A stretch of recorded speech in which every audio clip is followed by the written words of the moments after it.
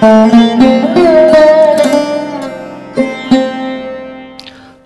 আর আমার বউ একটা কাজে বাড়ি থেকে বেরোচ্ছিলাম।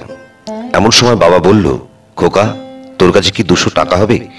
হঠাৎ কেমন যেন একটা অদ্ভুত অনুভূতি হলো। মনে পড়ে গেল ছোটবেলার টুকরো কিছু স্মৃতি। বাবাকে একবার বলেছিলাম, বাবা 5টা টাকা দেবে? বাবা বলেছিল, কেন, কি করবি 5 টাকা দিয়ে? আমি বলেছিলাম, ক্রিকেট বল কিনবো। ঠিক হচ্ছে, খেলার বন্ধুরা সবাই 5 টাকা করে চাঁদা তুলে একটা নতুন বল কেনা হবে। বাবা 5 টাকার পরিবর্তে 50 টাকা দিয়ে বলেছিল, যা তুই নিজেই একটা বল কিনে নিস। সেদিন নতুন বল নিয়ে যখন মাঠে যাচ্ছিলাম, গর্বে আমার বুকটা ভরে আসছিল। নিজের জন্য নয়, এই গর্ব আমার মধ্যবিত্ত বাবার জন্য। এই কারণে যে আমার বাবা আর্থিক দিক থেকে মধ্যবিত্ত হতে পারে, কিন্তু নিজের অনেক না পাওয়া দিয়েও আমাদের সব কিছু দিয়েছেন। সময় কতটা দ্রুত চলে যায়। আজ বাবা তার ছোট চাকরিটা আর করেন না। কেন যেন খুব কষ্ট হলো, জানি না। ওয়ালেট হাতড়ে 500 টাকার 4টে নোট বাবার দিকে বাড়িয়ে দিলাম। ঠিক তখনই আমার বউ আমার হাত থেকে নোটগুলো কেড়ে নিল, আর সঙ্গে আমার ওয়ালেটও।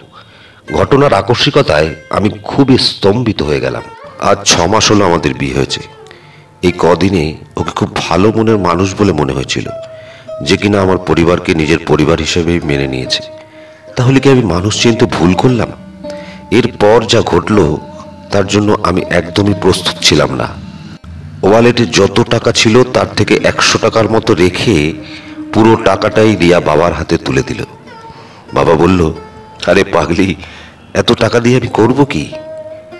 রিয়া বলল, বাইরে গিয়ে তোমার বন্ধুদের সঙ্গে আড্ডা দাও, যা খেতে ইচ্ছা করে খাও। ওর কথা শুনে চোখের জল চলে এলো আমার। চোখের জল আড়াল করেই বেরিয়ে পড়লাম তাড়াতাড়ি। আপনজনের জন্য সময় মতো কিছু করতে না পারলে কিসের এত টাকা পয়সা, কিসের প্রাচুর্য?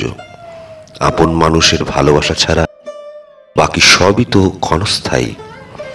রিয়া আমার হাতে ওয়ালেটটা দিয়ে বলল, শোনো, বাবা মাকে আর কখনো যেন টাকা চেয়ে নিতে না হয়।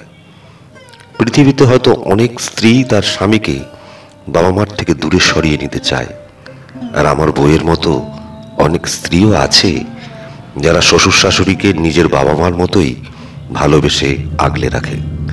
জীবনে দ্বিতীয়বার আমার গর্বে বুকটা ভরে উঠল। পরম শ্রদ্ধা আর ভালোবাসায় বউয়ের হাতটা যখন ধরলাম, নিজেকে পৃথিবীর সব থেকে ধনী বলে মনে হলো।